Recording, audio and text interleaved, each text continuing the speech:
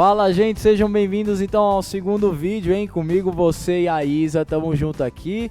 Vamos agora abrir a Bíblia então no nosso capítulo aí de João, o texto-chave que iremos conversar, que é então João capítulo 11. Eu convido vocês então a estarem comigo agora lendo o verso 3, que diz assim: Mandaram, pois, as irmãs de Lázaro dizer a Jesus: Senhor, está enfermo aquele a quem amas. Minha amiga, o que fez Jesus retornar para Jerusalém?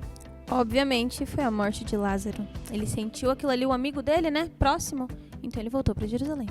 Show! Então, com isso, né, Jesus pelo jeito estava num lugar totalmente distante e alguém mandou, né, Maria e Marta mandaram alguém ir lá dar o recado, ó, deu ruim, vai lá ajudar porque deu ruim. Maria e Marta, a gente entende-se que com isso aqui, elas tinham confiança de que Jesus era alguém que poderia resolver. Era alguém importante, né, que poderia ajudar ali. Então aqui vemos a fé dessas duas aqui agindo para então chamar Jesus para resolver a situação. Mas a história não para aí, certo? Manda o próximo. Então agora vai ser João 11, versículo 4. Ao receber a notícia, disse Jesus: esta enfermidade não é para a morte, e sim para a glória de Deus, a fim de que o Filho de Deus seja por ela glorificado. Qual era o propósito, então, da morte de Lázaro? Bom, então quando Lázaro ele morre, né, tem todo um propósito, porque nada acontece assim só por acaso. E o maior propósito ali era para que se cumprisse tudo que Jesus tinha que fazer na terra. Então ele tinha sim que ressuscitar Lázaro, ele tinha que ser o Senhor dos senhores e ele tinha que ter poder até sobre a morte. Então quando ele morre ali, quando Lázaro morre, Jesus ele prova isso, que ele consegue ressuscitar alguém, que ele tem poder para isso.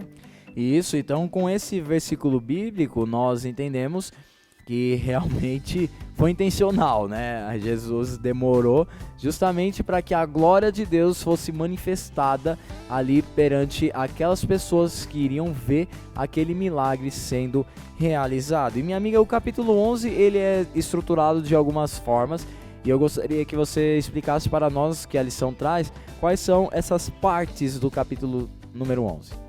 Sim, então a primeira parte ali, ela é dividida em 3 sessões. A primeira parte é dividida em 3 sessões. Então elas vão ser assim: primeiro que vai ser o conhecimento da doença. Então tem o conhecimento da doença. Depois a gente vai ter a aparente hesitação de Jesus ali em ver Lázaro e ver tudo o que estava acontecendo.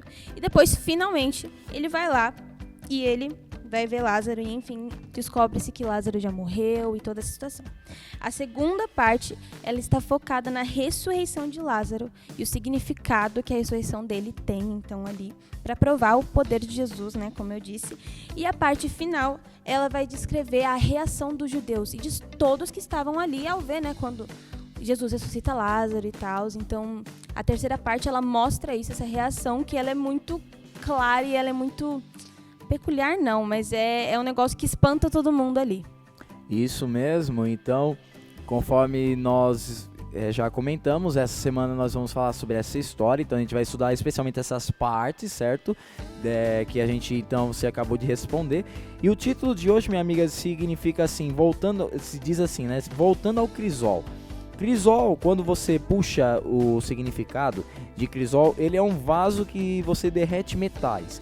Então, especialmente na parte de fundição, né, isso é usado, é um local em que o pessoal vai derreter os metais, já que precisa submeter a uma alta temperatura.